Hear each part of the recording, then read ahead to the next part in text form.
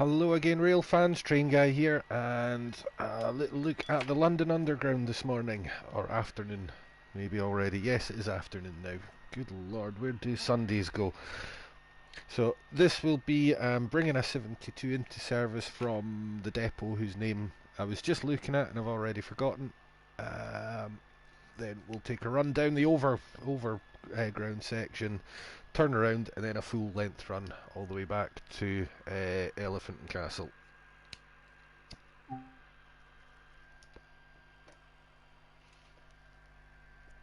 Stonebridge Park Depot, that's where we're starting.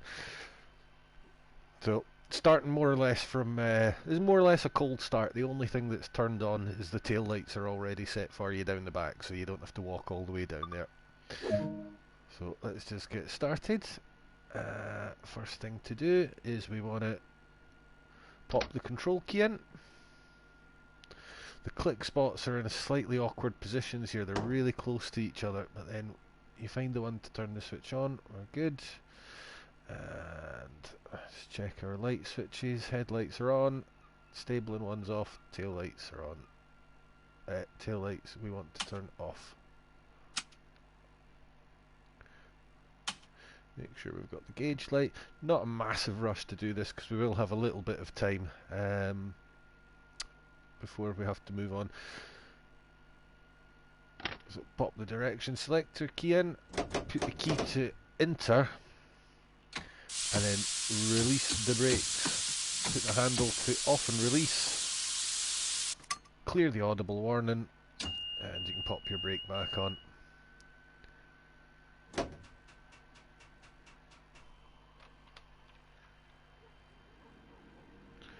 So let's just have a wee look. See, so that's all the trains lined up for the morning. This is the very, very first service of the day.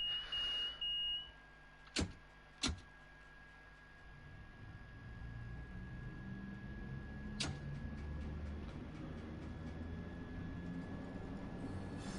we're just going around the corner to Stonebridge Park.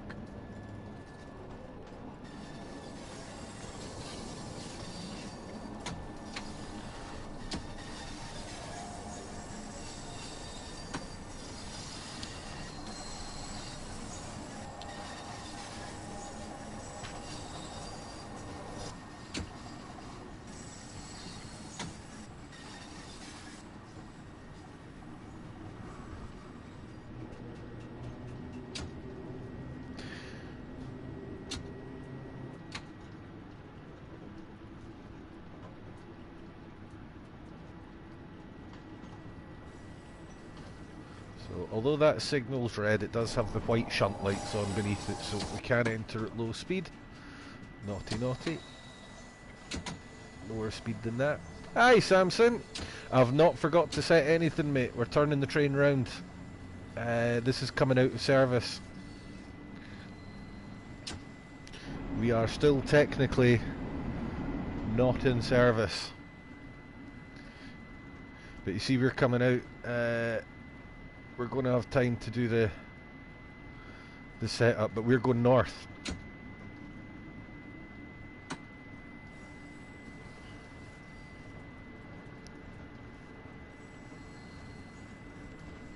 Pretty sure we can just go past that one. Yep.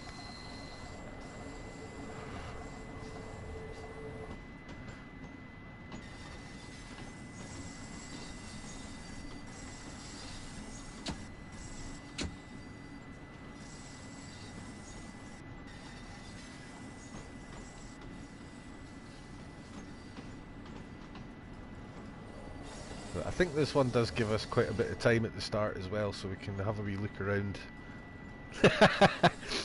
It's all good, man.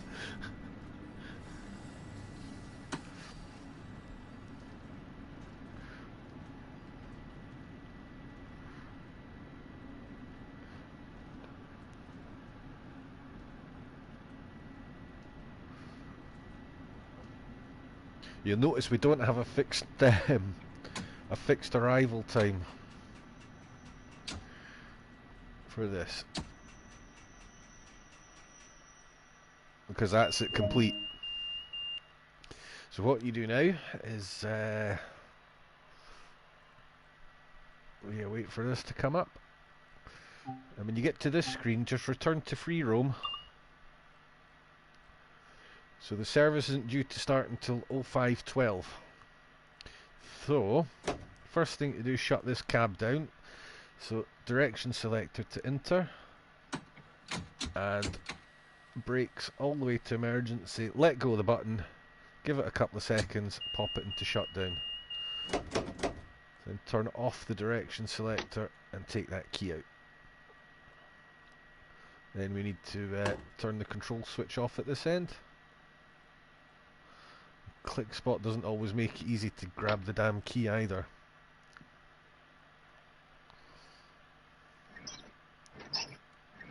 So now we can set our destinations. Make sure the cab lights are all on. We want the tail lights on and we want the headlights off.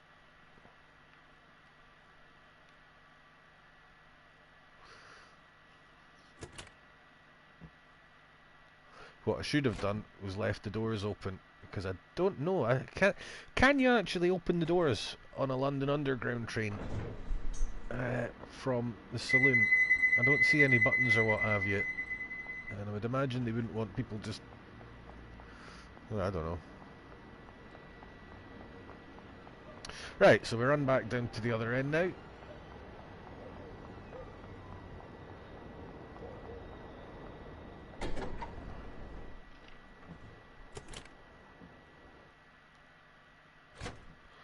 And get this end all set up. So the key in, key in.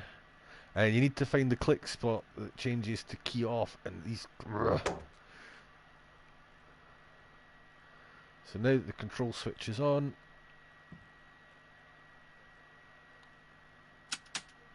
the headlight... I don't think the headlights come on unless the control switch is actually in that end. Because they're not on if you look outside when we drove, or when you do that run down. Don't really. You can have that. That doesn't actually seem to switch the light itself on. That seems to be the power for the cab light rather than the light itself. And we want the destination light on.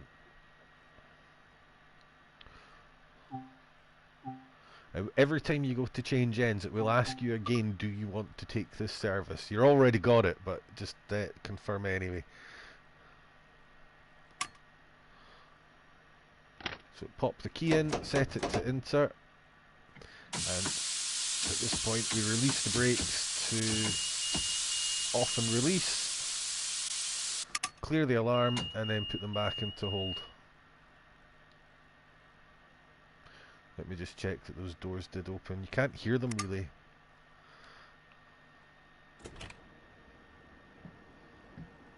So all the passenger doors are open now, ready for boarding.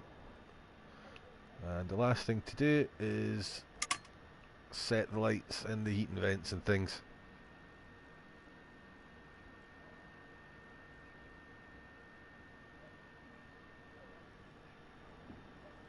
Yeah, I think you can only open them from the cab. I always forget to pop them open before I go to do an end change.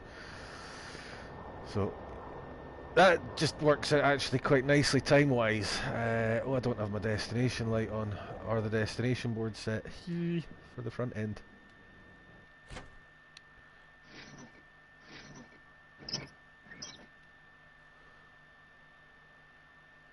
I thought I did have the destination light on, apparently not.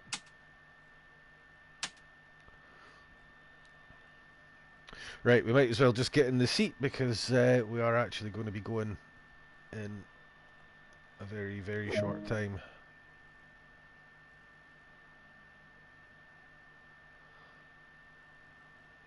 So there it is already. And you can actually, when that yellow bar gets to about that far around, you can press the button then and they'll still close in plenty of time.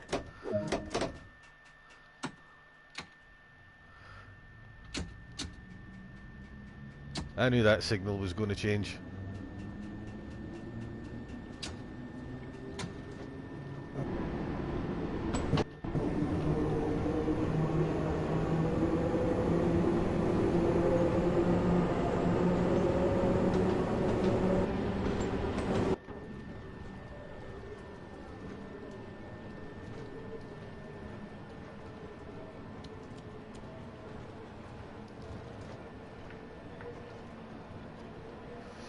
So it's really difficult, even with leaving bang on the money, to be completely on time on this northbound stretch. It's the uphill. It just seems to struggle a little bit going up a hill, and you always end up a little bit late.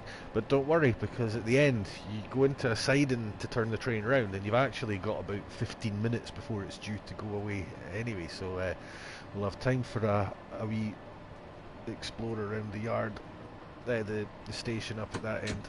Oh, watching my speed.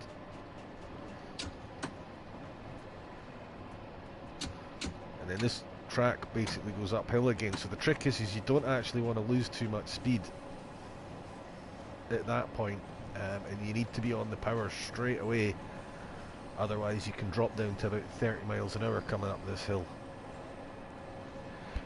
and that is not good.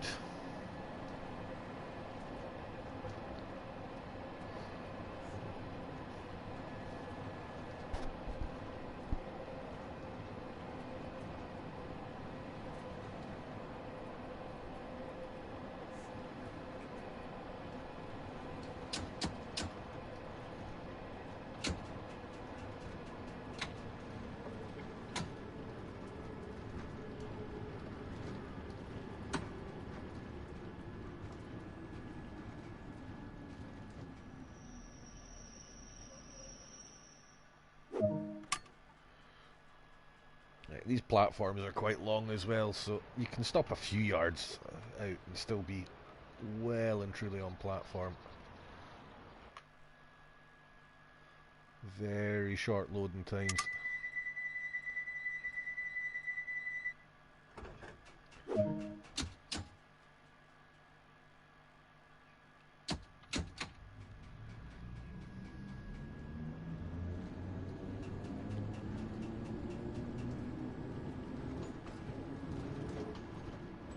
You hear the power cutting out there as there's gaps in the third rail, and the contact shoe loses its contact with the rail.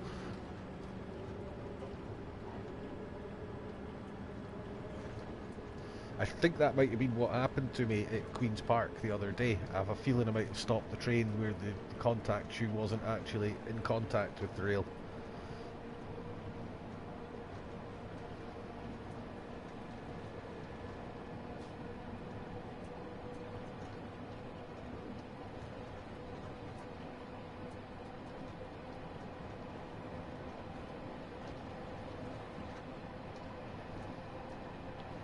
So we won't see anything on the northbound section. Again, we are the first train of the day out of the depot. But on the way back, we should start to see other traffic emerging onto the line.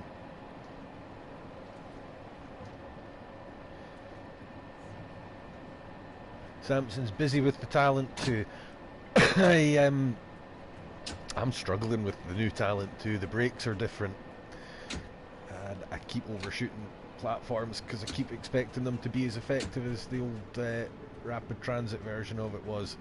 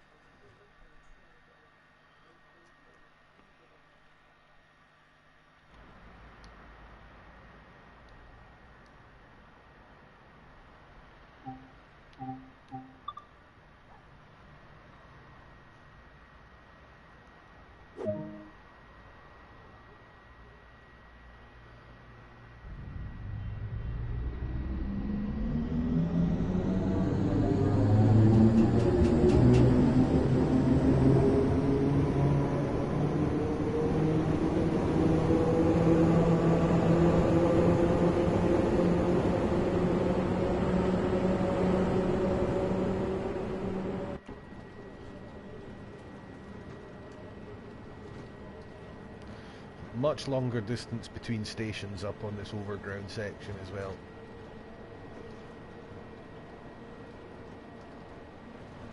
This is the bit that feels really... the trains feel like slow 30-40 mile an hour trains. Once you get into the tunnel, the wall is like inches away from the glass outside, so you're rocketing along. I mean, I remember being on the underground a few years ago, and it felt like we were doing 100 mile an hour through those tunnels. The way they were whizzing past, you could see what you could see going past the windows,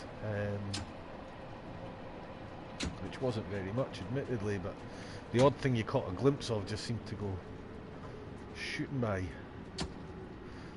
Although I don't think I ever rode it into the any of the areas that are above ground.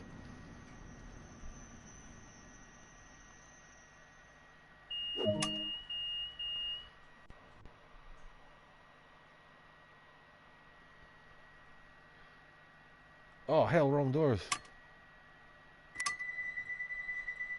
God damn it, right, well we're definitely going to be late now. But you can say, this is the same as other ones, you can still be a couple of minutes late and it'll count that as, you can still get a gold star or a gold medal, whatever it is.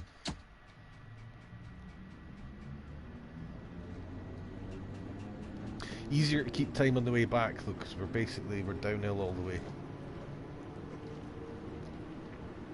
We can run at or closer to the speed limits than we can go northbound.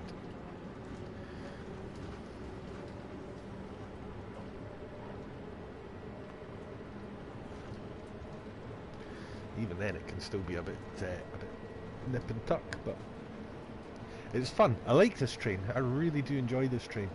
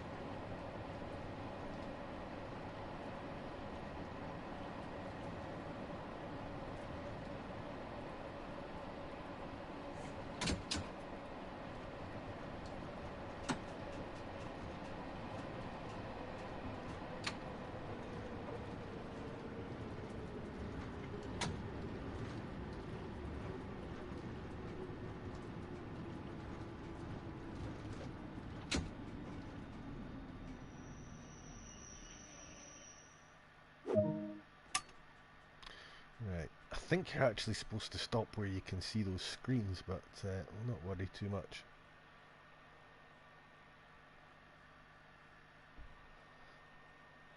Dovetail did a great job, so many improvements, loads of improvements, have to agree.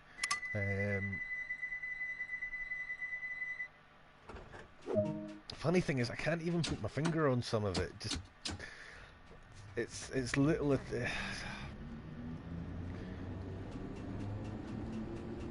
It's like when you go out to your mate's house and you watch something on their telly or you play a game on their telly and it just looks a bit different because they've got their brightness and their telly settings a bit different. That's kind of what it feels like.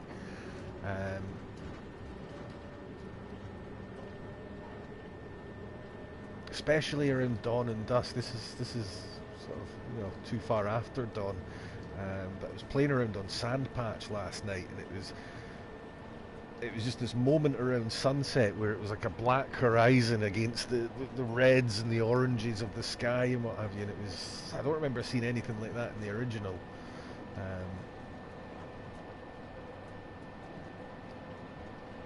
Still a way to go, mind you.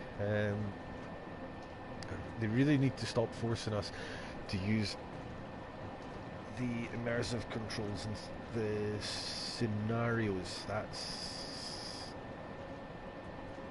I'm probably not going to do any scenarios as long as I have to use the immersives, because I do 90% of my gameplay is in service mode, and I'm comfortable with the controls I'm using, and it's just, yeah, I tried it this morning and it was a nightmare. I don't like them.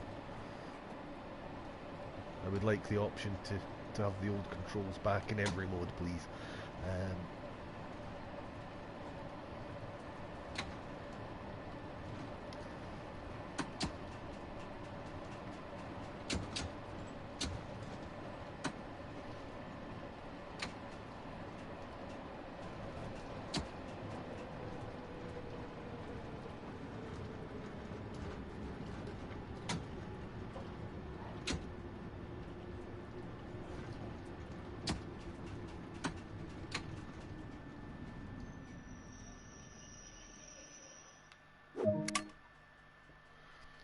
Okay, so we're just going to go ahead into that siding there, and then we've got a bit of time before the train needs to go back.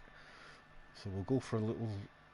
We'll have a little wander around the station. Once we've done that, we'll come back down and have a little look. See.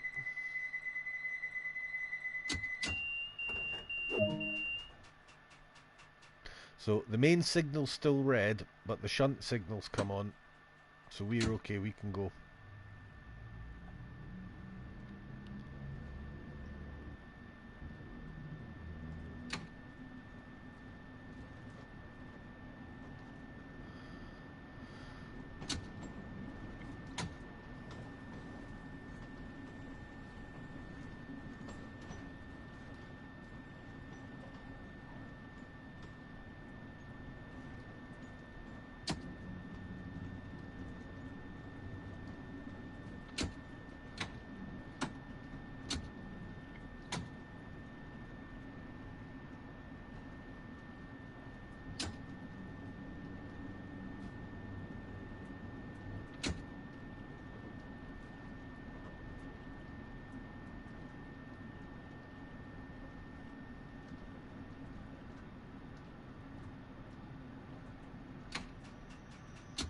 Right, now you need to take this right up. You need to be within 2 or 3 yards for the thing to trigger. So you really do need to take it. See, that's still not triggered it. You need to be right on top of it. There we go. So that's that leg finished. And again, just continue on and return to free roam. So the next service not due to depart now for another 15 minutes or so. So we'll just close this. We'll close the cab down, handle back to Inter, and then brakes all the way to emergency. Give it a couple of seconds, and then shut down. And at that point, put the handle back to the off position and take it out.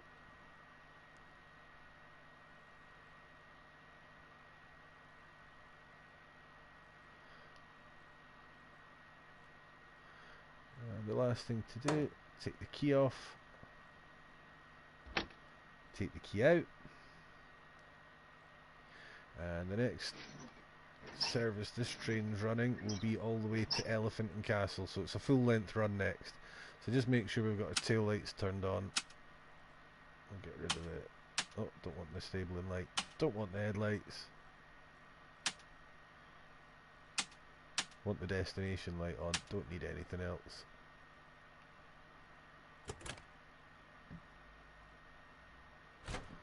Okay. Now, the drivers, I think, normally use this door at the front of the cab for entry and exit. You can only use this door, though, for some reason, when it's the connecting point between two units.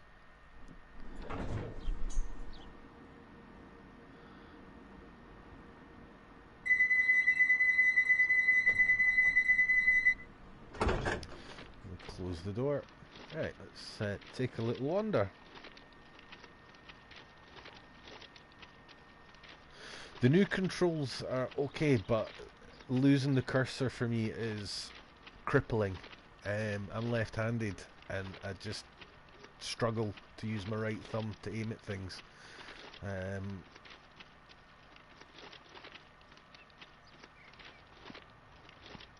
see, can we just climb straight up? Yep.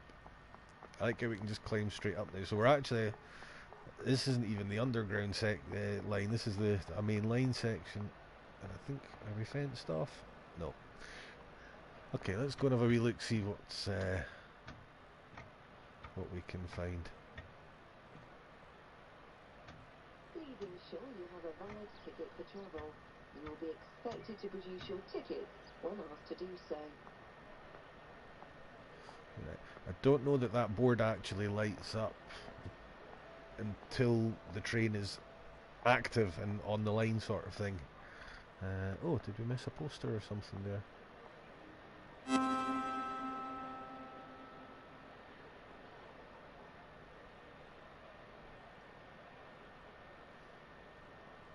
Right. It's actually quite a lot of stations, isn't it?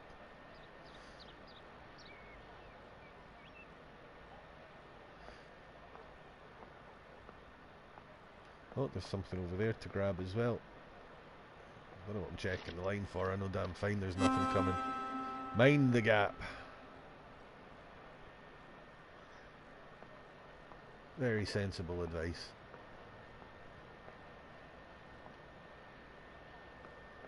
Right, I feel like there's not much to see at this. Over there.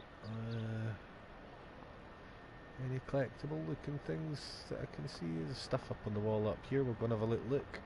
No, I'm a big seeker of collectibles or anything like that. They're the kind of thing that, to me, if I happen to stumble upon one, then fair enough, I'll take it.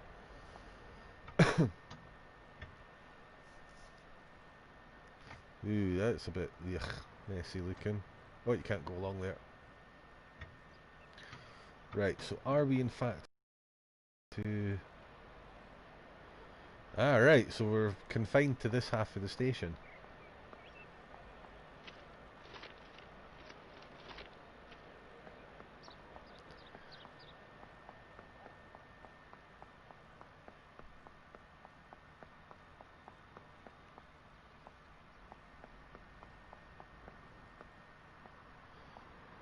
Don't look like there's much down here. I don't actually know what all the collectibles are, though. Sometimes they're the weirdest things.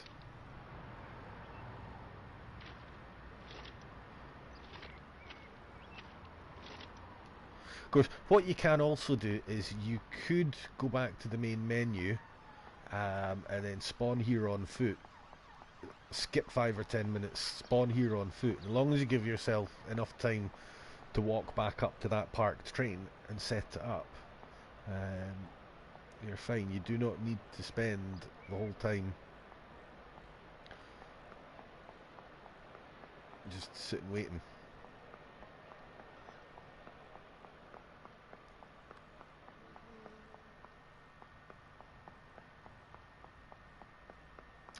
Right, we'll go and have a little look at the train itself.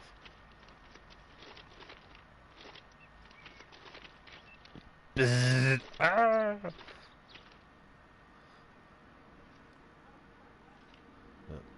Can't open the doors from the outside either. I haven't changed that backboard yet, but we'll do that when we're doing the setup.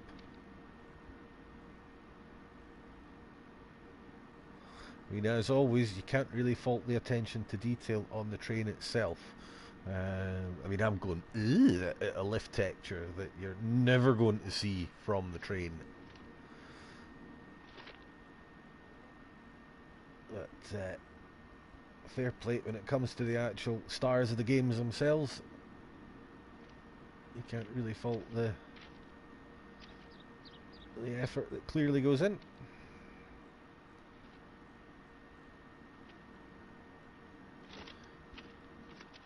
Wonder if we can cross. No, so we are completely confined at all times to the boundaries of the underground lines.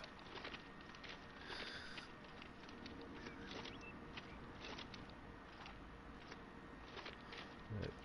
I wonder if actually is this two units joined together, or is this one long unit?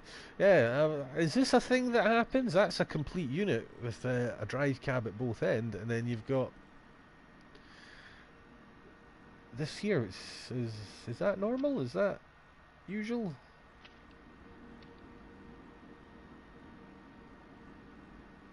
I noticed that one's not painted either. Did these never get separated, or?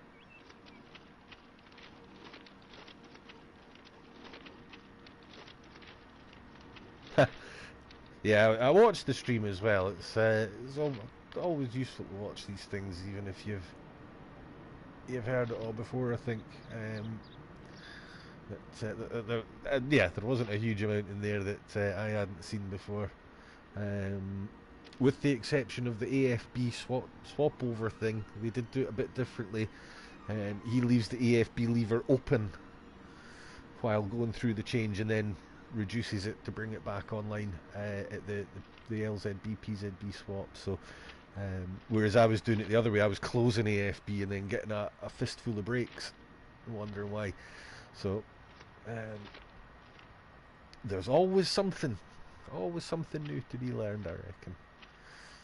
But certainly with regard to the rest of the safety systems themselves, I kind of was thinking that it was not going to be much I didn't know. Now that other cab down at the end there, I noticed that's not painted red, so I take it that means that's how these units are generally run. They're not separated.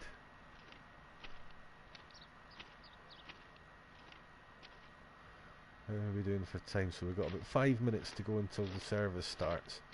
So we'll just board the train at a random door. I'll try and find the click spot for the doors.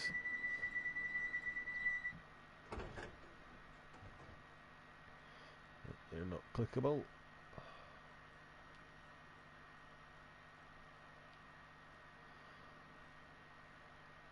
I don't know how accurate or up to date the upholsteries and stuff are.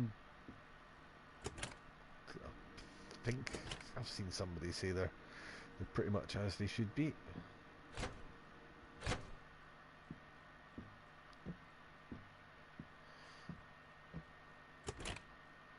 I would assume it's standard for the driver to do a walk of the train anyway before turning around and going back.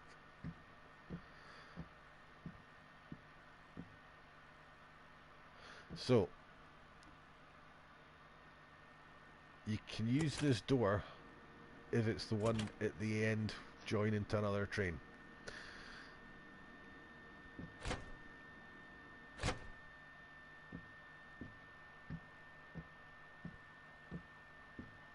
But you cannot use it to enter or exit the front of the train.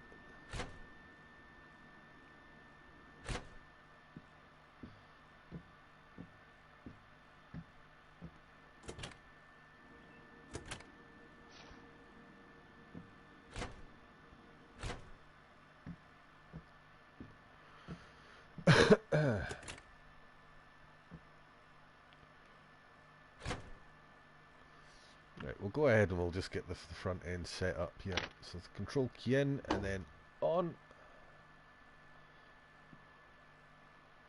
We'll do this before I forget.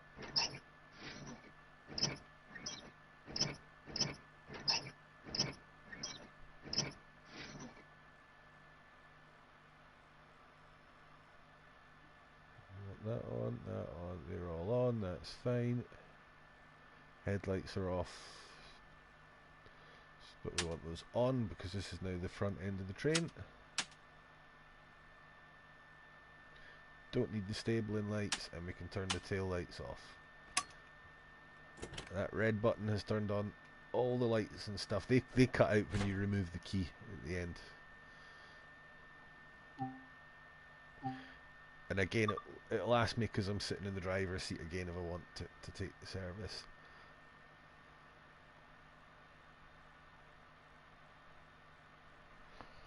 Just do a quick external check, make sure the lights and everything are to our satisfaction.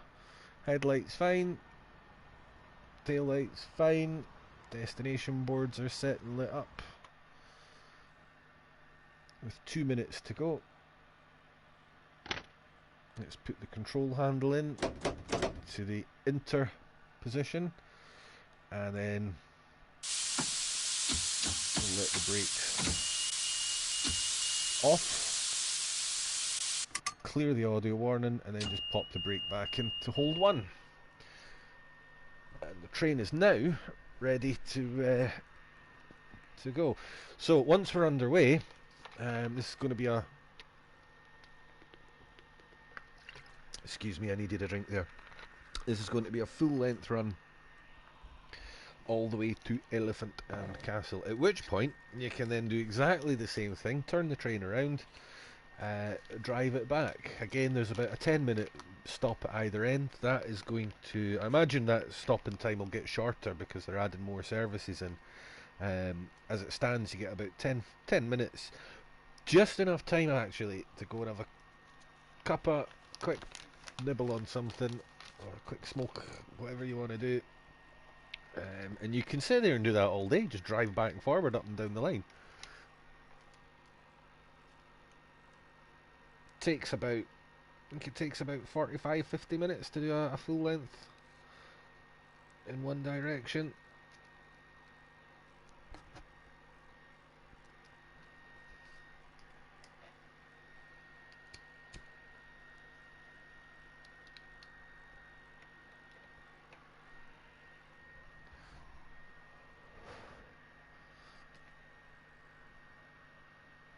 So we're just waiting for the signal now, 20 seconds or so. I'm fairly certain I haven't forgotten anything.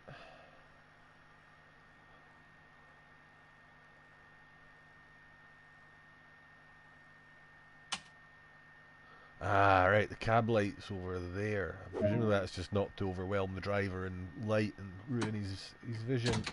Oh! Reverse her forward and then go.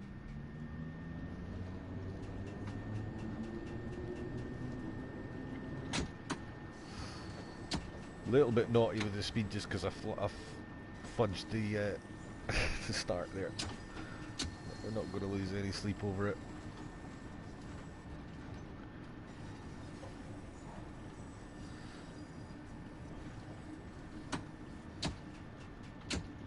I think it's going to take us all a lot of practice, unless you're already an underground driver, to nail the times on this, because it seems to be dependent on you basically being able to stop it on a dime every time, essentially, with one pull of the lever.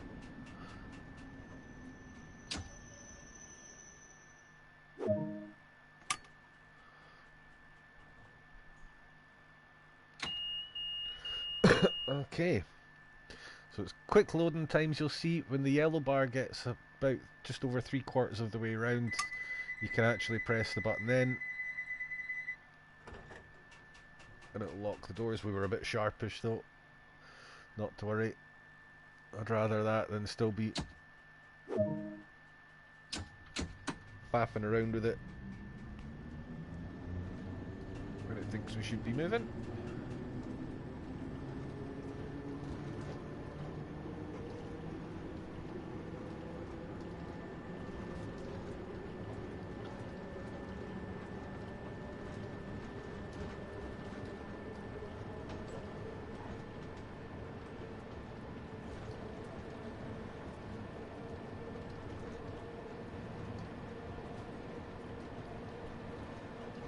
It's a nice gentle downhill grade here, so we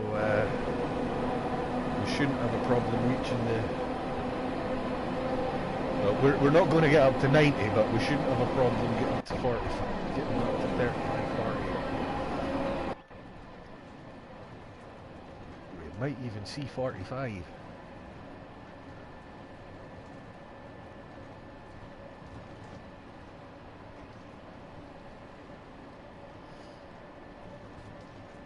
Which is about the limit.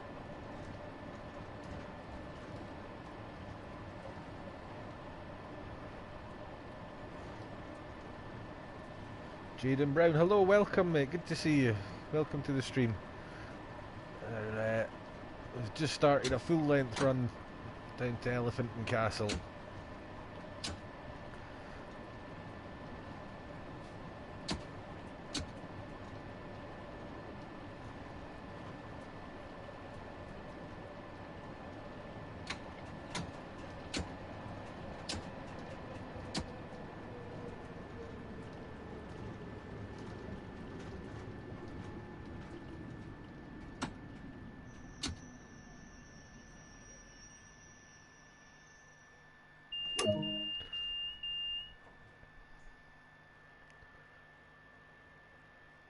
I'm loving the Underground, mate. It's really good. I hadn't really played with it much until last night. I'd been playing mostly with the ICE and Sand Patch, and I ended up sitting up till a stupid time this morning playing with this once I got into it.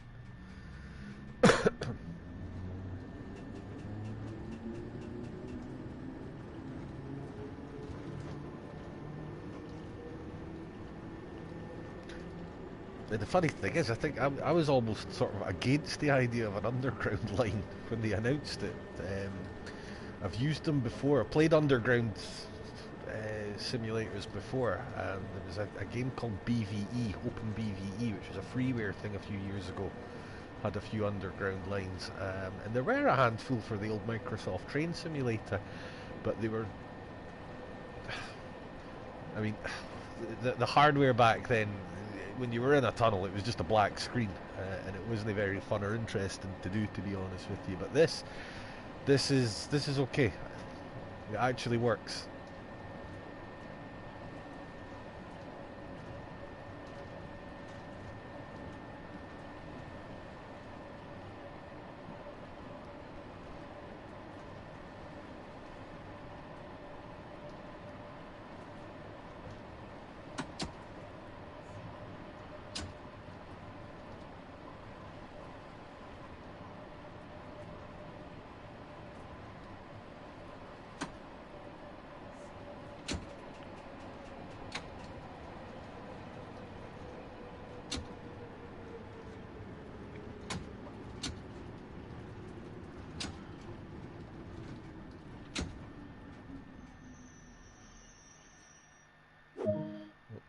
Just missed those screens by a little bit.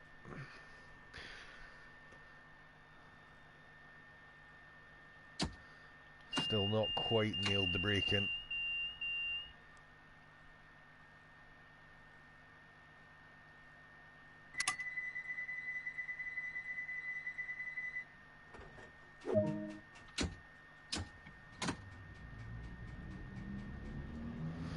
I really like short stops. I don't like sitting for ages at platforms waiting. So these wee just stop and go ones are superb.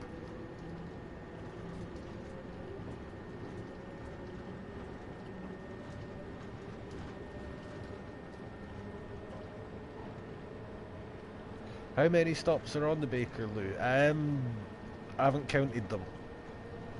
Quite a lot.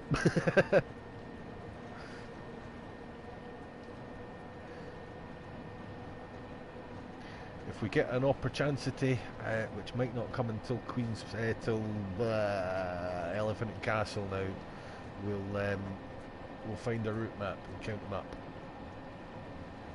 It is a fair few though.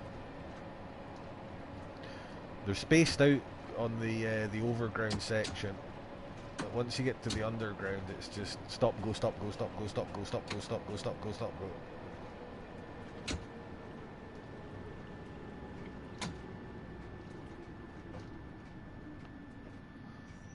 Hey, this one always seems to take ages to stop at that station for some reason. Careful with the brakes as well. If you go beyond setting 4, you're actually moving into the Westinghouse brake settings, and the electrostatics will actually come off. And if you don't have the Westinghouses armed, you will just keep rolling. So pay attention when you're braking.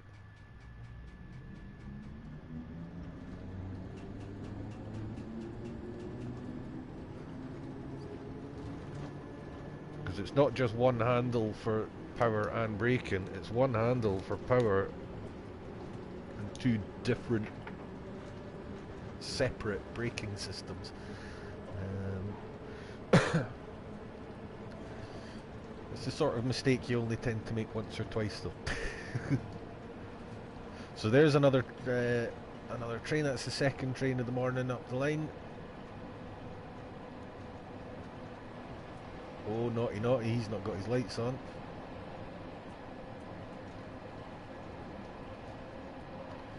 Wembley Central. I've been here. I know I've been here. Oh, I think we arrived on a... We came on I can't remember, but it was so long ago when I was last at Wembley. But we didn't use a tube to get there.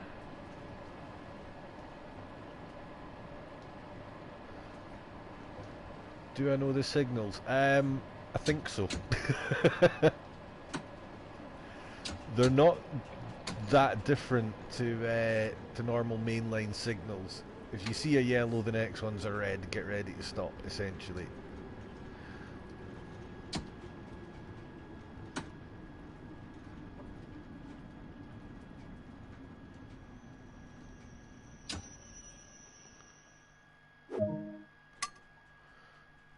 lost a little bit of time already, but then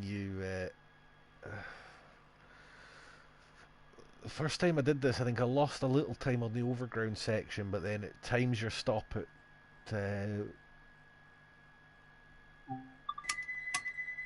can't remember the name of the place. There's a stop that comes up where you can get it back. So Stonebridge next. That's where we started. That's where we came out the depot. Began for the morning.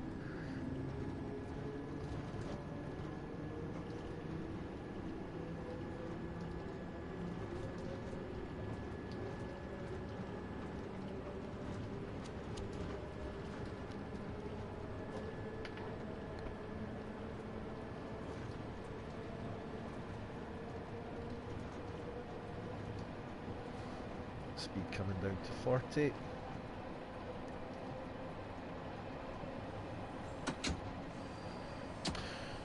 Now, once we're in the tunnels, it is going to look like I'm breaking the speed limits a lot, and I'm not.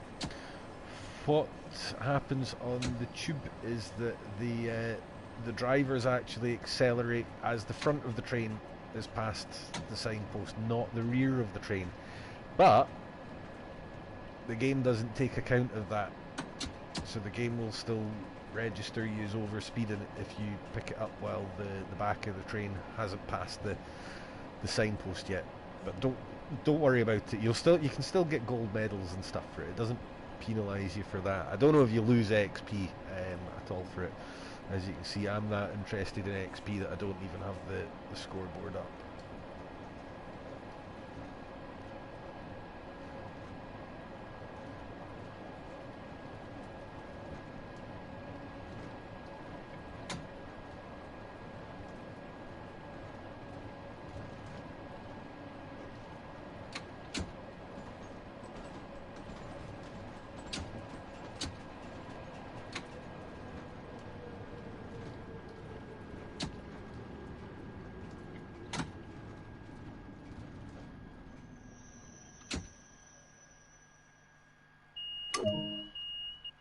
That was short. Oh!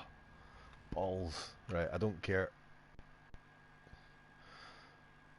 Second day on the job, give me a break. So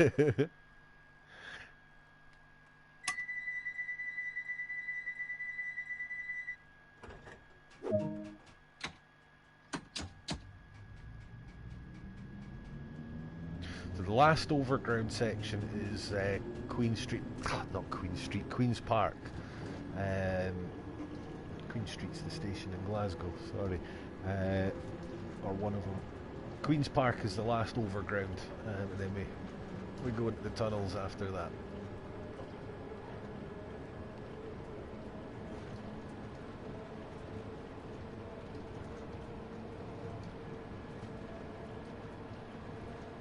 Samson says, I'm late all the time, that's why my NPCs always look so grumpy.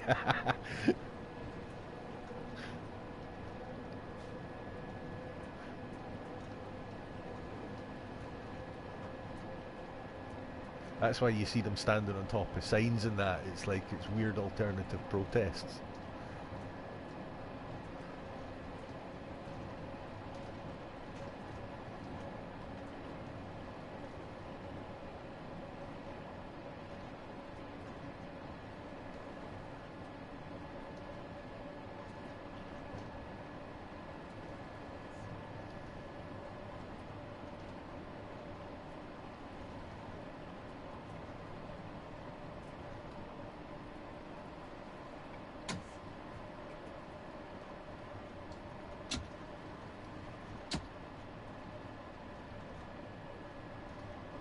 Noticed you do get the odd bit of hang up here on the overground section. Doesn't seem to happen down in the tunnels, but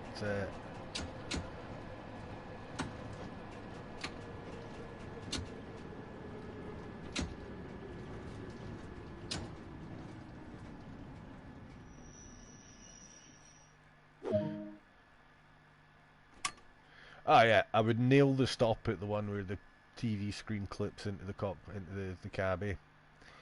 Duh. I suspect that's going to be moved back a few feet in one of the first patches.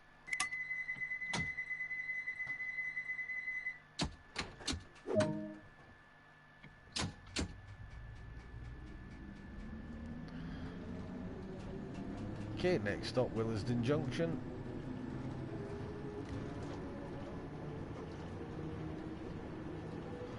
Main line over there. I'm not sure. This must be the West Coast main.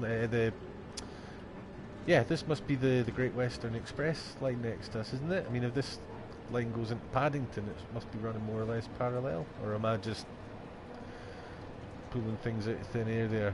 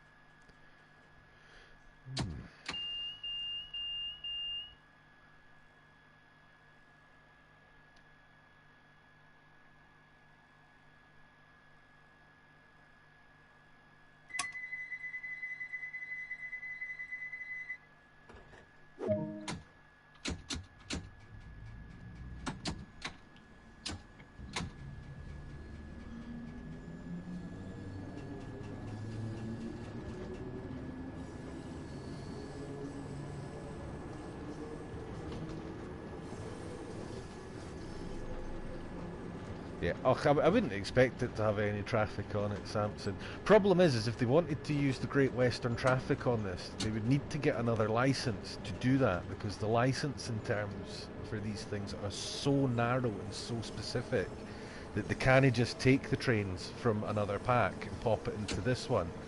They're just not allowed to. It's that simple. They would get taken to court by Great Western for misuse of the property if they did it without permission.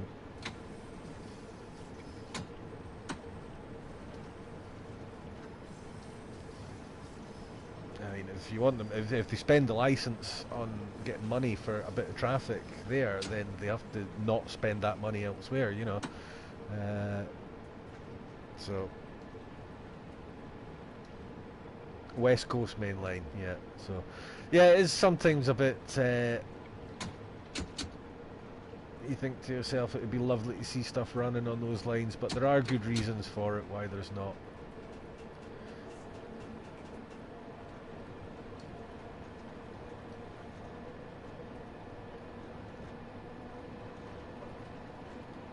And to be honest, I tend to be my focus is generally on driving my train rather than looking at the world around me, so it doesn't even always register to me that the lines are particularly empty.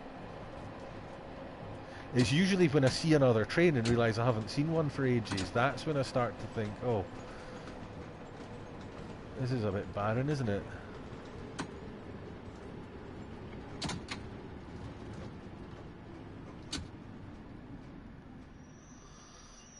Still can't quite get that stop next to the cameras right.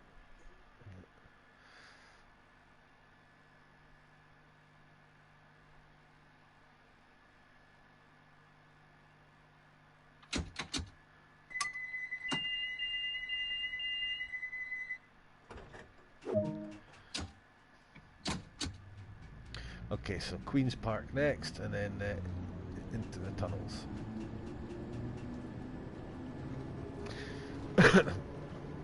You mean the Westinghouse brakes, Jaden? The other brakes are for if the rheostatics break, if they're not working. There's never really a reason to use them in Train Sim World 2. You can if you want to. I can't remember the changeover sequence. There's a set of controls over here that you need to change to cut out the electro-pneumatics and engage the air brakes. They're basically just a backup to the electric ones.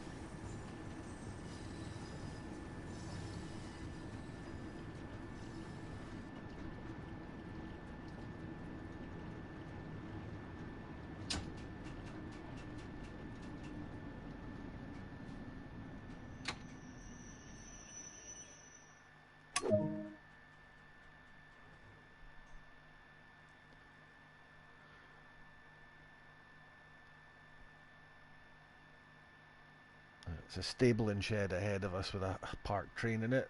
It doesn't go anywhere. Well, not at the moment. I think it comes out later on.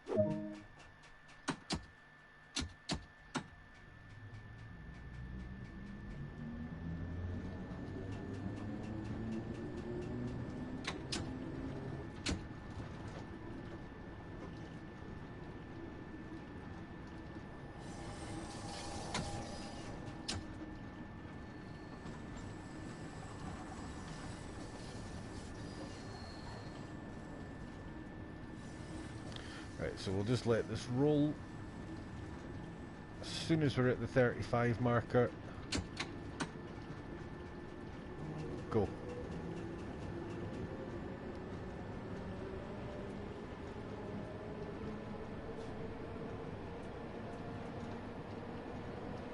Yeah, Samson, I think everything except NEC is coming at some point or other. I have to admit, I did actually reinstall the old game last night when I realised just how much stuff there is to come over that I will probably at some point want to play with. My German freight trains, for example.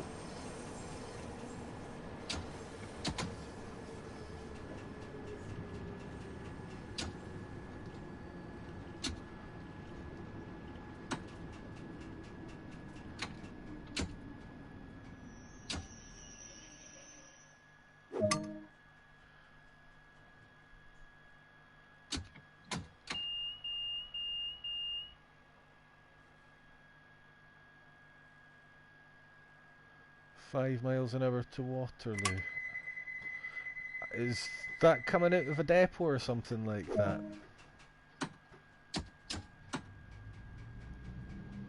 The thing to remember as well is that on the speed limit thing down here on the HUD, this will not change until the back of the train is past the signpost.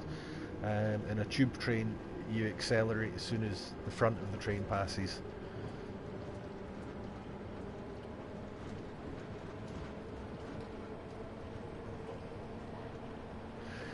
Entry and exit lines from the depots are slow speed though.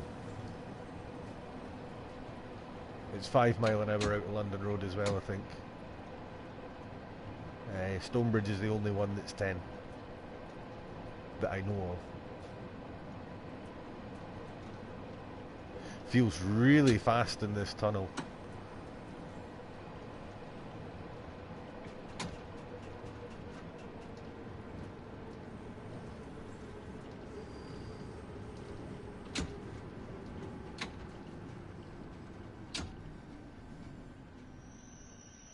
Eek. Front end still on, we're good.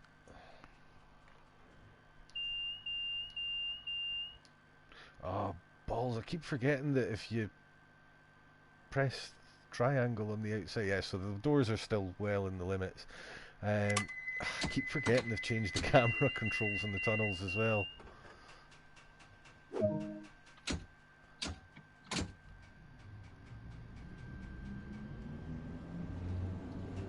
How do you stay at the speed limit? Just adjust your throttle or your brake. Give it a dab of power or a dab of braking as you need it. There isn't a cruise control or a speed holder or anything like that.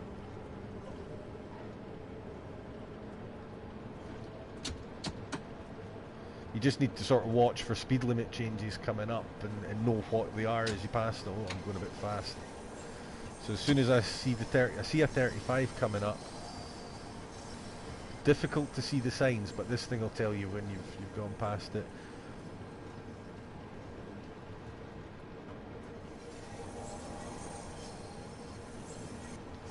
You just see the sign flashing by out the bottom corner there, but we're past it now, so.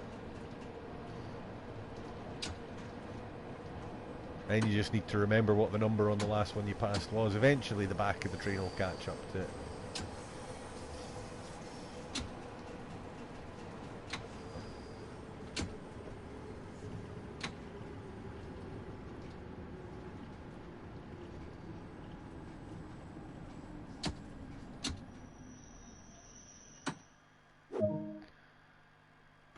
That's better.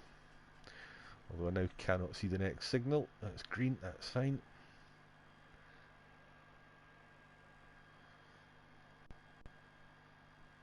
And then you need to, if you're playing without the HUD, that's the speed gauge there. The problem with playing without the HUD is that the information on the HUD is information that is available to the driver elsewhere, either because he's committed it all to memory over years of training, or there's a screen or something on the in the cab that tells him that information, or you might have paper charts that tell him. So the thing with turning the HUD off is you're actually taking away information that the driver has in real life, so you're making it less realistic for yourself by doing that. The only way to do it is to memorise every speed limit on the line and drive off the gauges.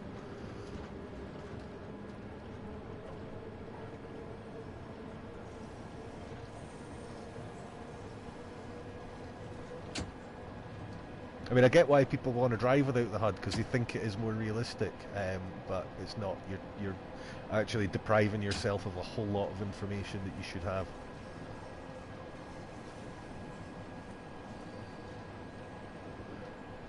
Stuff like signals and speed limit changes, the drivers memorise all that stuff. The underground stock doesn't have it, but you'll see in most trains in this game there are dead screens and panels in the cockpits, the cabs, that we don't use for anything, which in real life has all that stuff. German trains, for example, the right hand side screen that's always blank for us has got basically a full route map with all the distance information and stuff on it. And there's also the problem that these gauges can be very difficult to read. On some trains, they're so small.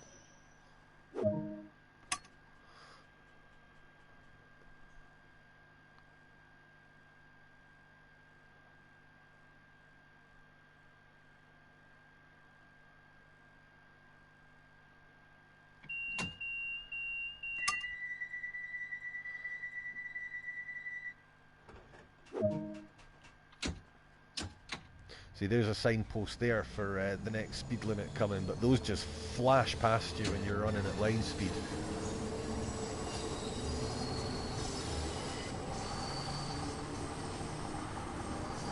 And don't forget as well that the drivers, I mean, when you're sitting in the driver's seat, if your view's slightly blocked by the framework of the cab, you can just lean your head to the left or right a touch to see what's ahead of you. You can't do that sort of stuff in a game. So again, robbing yourself of all that extra information. I don't understand why people do it, really, myself.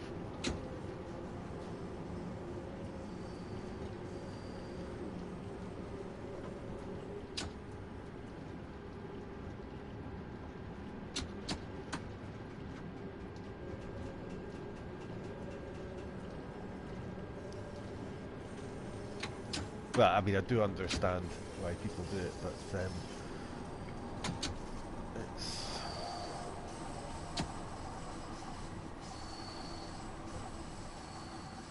there's no such thing as too much information when you're driving these things.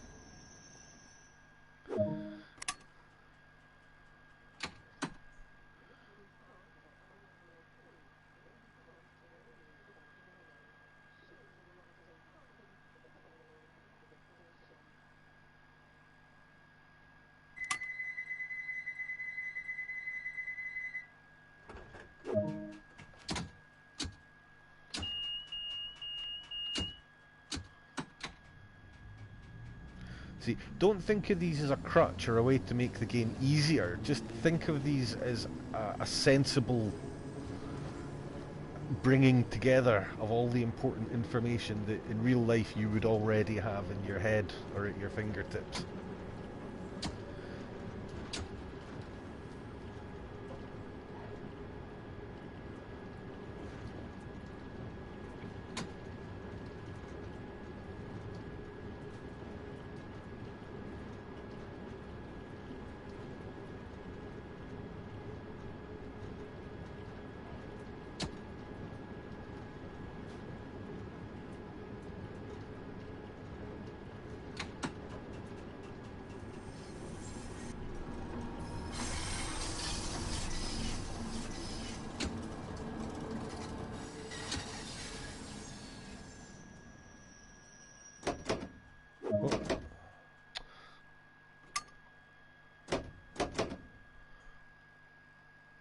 Oops.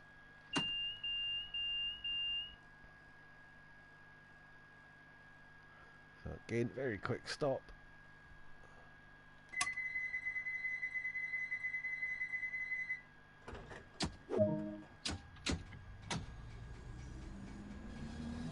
Baker Street next.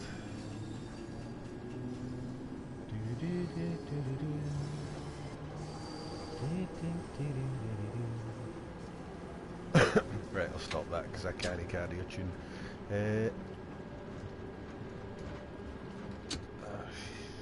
Shoot, I wasn't really paying much attention. You do also have to pay a lot of attention to the HUD. Even with it on, it doesn't drive it for you. Take your eye off the ball for a second and you miss a speed limit going by, or what have you. I had a swore I was in a 30, but never mind. Park it up.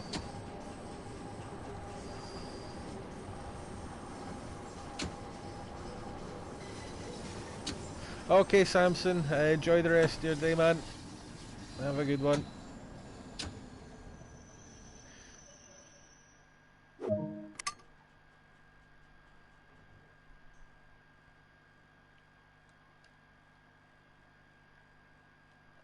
Let's see how far we are. So it's still quite a way to go. For such a short route, it actually takes quite a bit of time to do a full length of it. So straight into a 25, so it is a 25 going into a 30.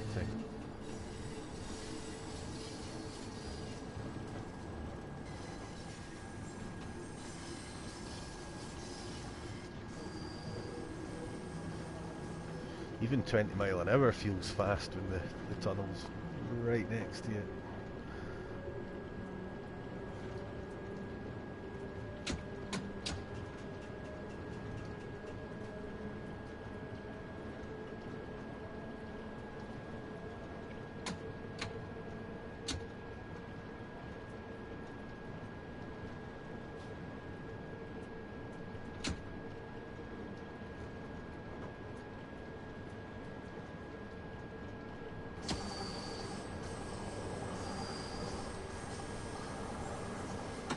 This is probably one of the longest stretches of tunnel on the underground section.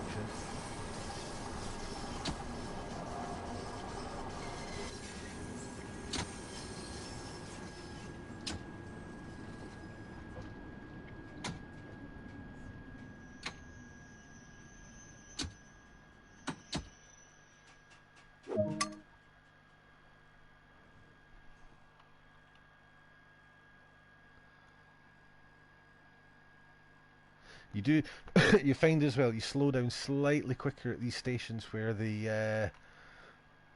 where there's a bend in the track halfway down. Because obviously you get more, it's the adhesion kicking in again, it's the whole adhesion thing. There's obviously this friction generated as you go around that corner, and it definitely seems to make a difference to the braking.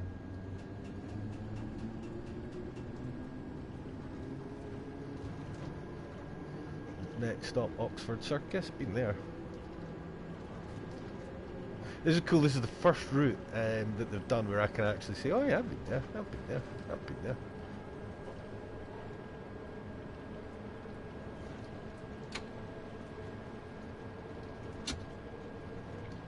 Apart from Darlington. Is it Darlington? Whatever the one on at the end of Tees Valley was, at the west end of Tees Valley. I think, yeah, Darlington. I've been there.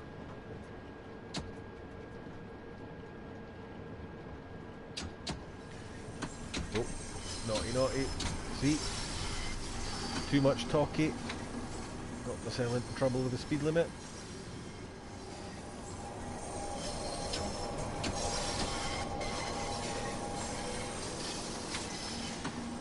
Sounded like another train going by in the next tunnel.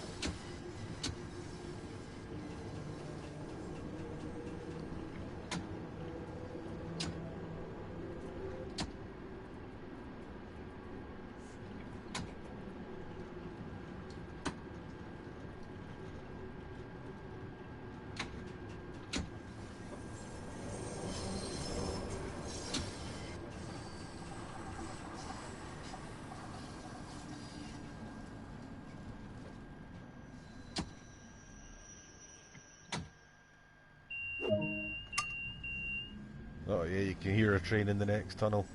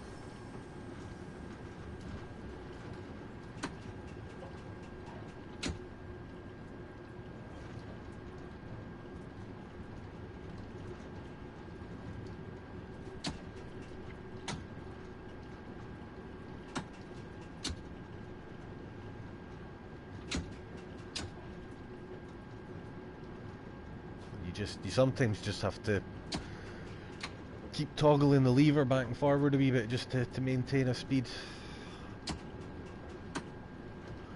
Yeah, the underground is not all flat and level tunnels, far from it.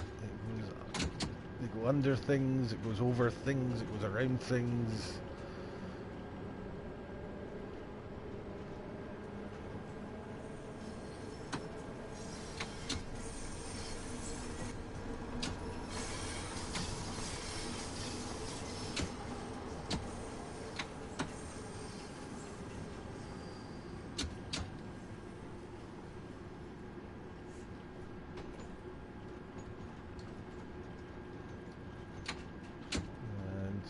You can leave it a little bit for braking because we're only entering the station at 20 mile an hour.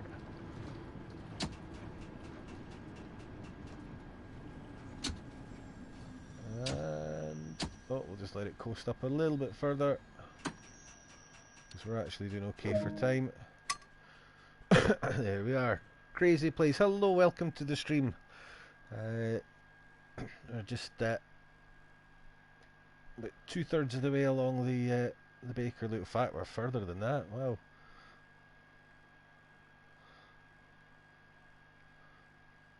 So I actually got 10 seconds in my pocket at this point. Lovely. That the solution to all the problems with not having enough time to set these things up and keep to the timetable is to spawn on foot a few minutes early, and use that time to set the cab up.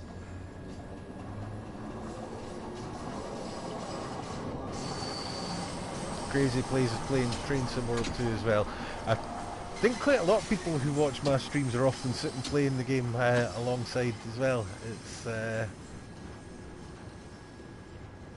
what do you think of it so far? I'm always interested to know how other people are enjoying the experience. Oh, I'm too busy talking and not watching what's coming up on the track ahead of me. Oops. Naughty, naughty. That's why I should never be allowed to be a train driver in real life.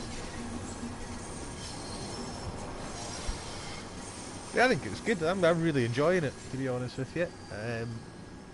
Me being me, I've found plenty of things to mump and moan about as well, but the balance overall, it's definitely a step forward.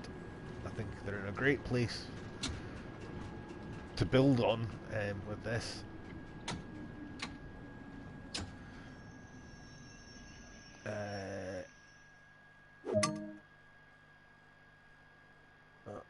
Come on. There we go.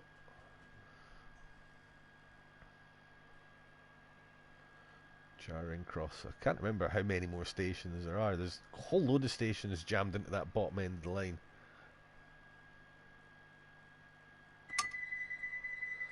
Don't really like that as the lines on the times on the Bakerloo line. Sometimes you have to wait like 20 minutes for a train.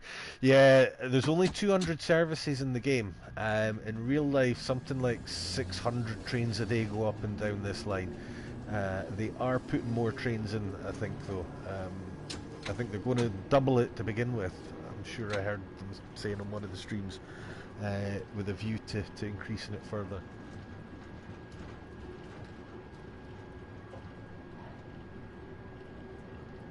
I think the problem's not the signalling, the problem is the AI program that controls the signalling, like the AI dispatcher. As the game's producer described it, at the moment it's too much A and not enough I,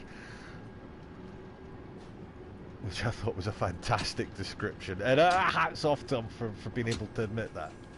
You slag them off all you like, but certainly in recently, the last year or so, their attitude has really changed to dealing with their customers, I think.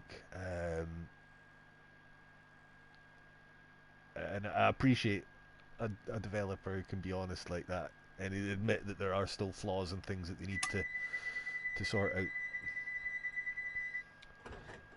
Schnellfahrstrecke, that's probably my favourite actually, still, just driving those 250k expresses.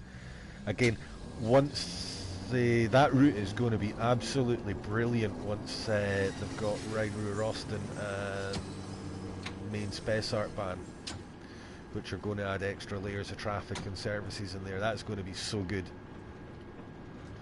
You can see if you go and watch one of the ICE live streams, the one where they had Sam driving it last week, they're actually doing it on a development build where there is other traffic on the route from other routes, imported from the other ones. And you can see what it's going to look like with all the other things running, freight trains going past you and stuff like that. I think it's going to be pretty good. I can't wait to see that route fully populated.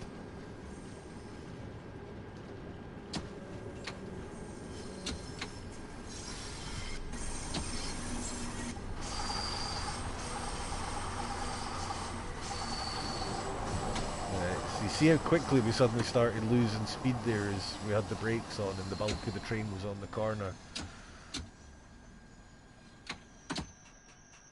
It almost felt like I was suddenly being pulled back the way there. Right, I don't know that there's that many stations left now.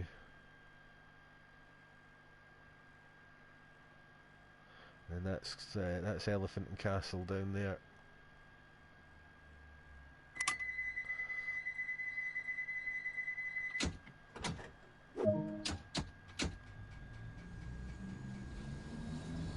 So again, it's going to look like I'm speeding. Just for any late joiners, I'll keep repeating this every time I do the underground because people do come and go.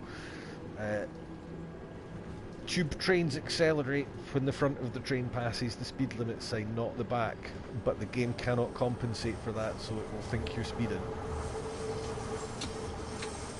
But don't worry, you can still get gold medals and what have you doing that. You might lose some XP, but it doesn't make the scenario unwinnable, or the service uncompletable.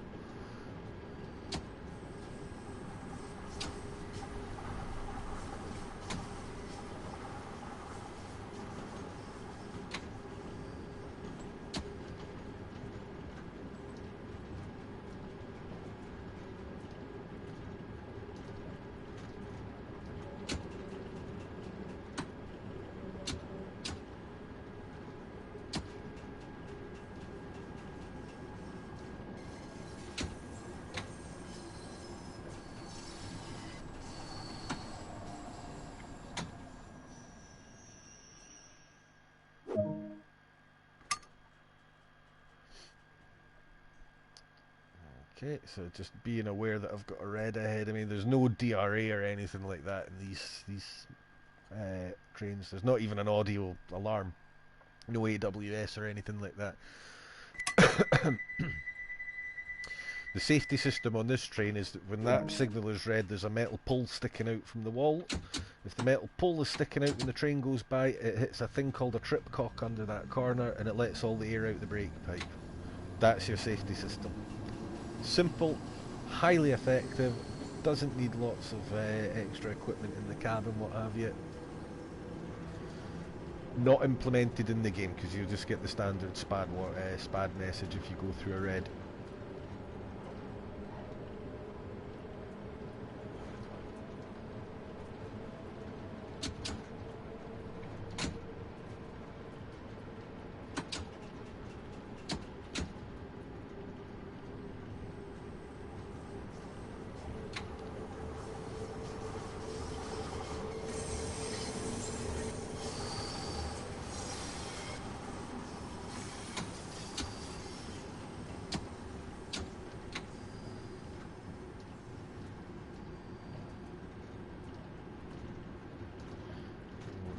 my technique, it's fair to say, could still use some refinement, but that's not too bad. We're getting to Elephant and Castle more or less when we should be.